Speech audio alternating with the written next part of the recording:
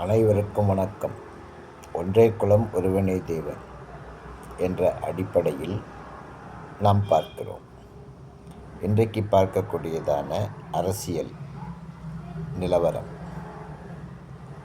தமிழ்நாட்டிலும் சரி, இந்தியாவிலும் சரி, ஒவ்வொரு மாநிலத்திலும் சரி, நம் தேசத்திலும் சரி, உலக நாடுகளிலும் சரி, இன்றைக்கு அமைதி தேவைப்படுகிறது. இந்த அமைதி தேவைப்படுகிறது. அதை தான் சமாதானம் என்று சொல்லுகிறோம். ஸோ ஒருவனுக்கு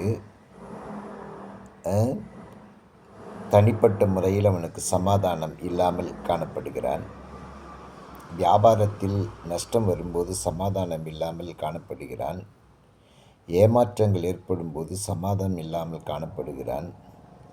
அது தனிப்பட்ட வாழ்க்கையிலும் சரி, குடும்பத்திலும் சரி, பிஸ்னஸ்லேயும் சரி, அலுவலகத்திலும் சரி, அரசியலிலும் சரி, எல்லாவற்றிலுமே இயற்கையாகவே நம்மையும் அறியாமல் சில பிரச்சனைகள் வரும்.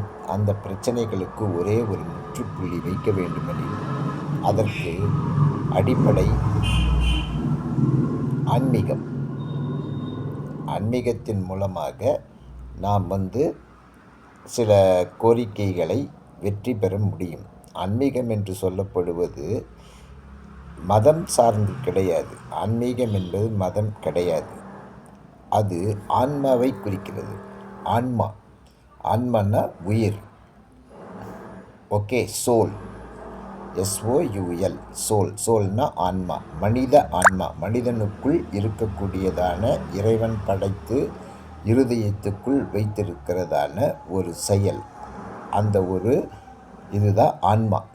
அந்த ஆன்மா என்னென்ன நல்வழிகளை நமக்கு செயல்படுத்தி வருகின்றதோ அதைத்தான் பிற்காலத்தில் ஆன்மீகம். அந்த ஆன்மீகத்தின் சில சொற்பொழிவுகள் சொல்லும்போது அது ஆன்மீகம் ஒரு மதமாகவோ இல்லை ஒரு குறியீட்டுக்குள்ளாகவோ மாற்றப்பட்டு விட்டது. ஆகவே அடிப்படை கரு எது என்றால் நம்முடைய இதயத்தில் இருக்கக்கூடியதான ஆன்மா. அந்த ஆன்மாவின் வளர்ச்சியே அடுத்தது ஆன்மீகம். ஆன்மீகத்தின் வளர்ச்சி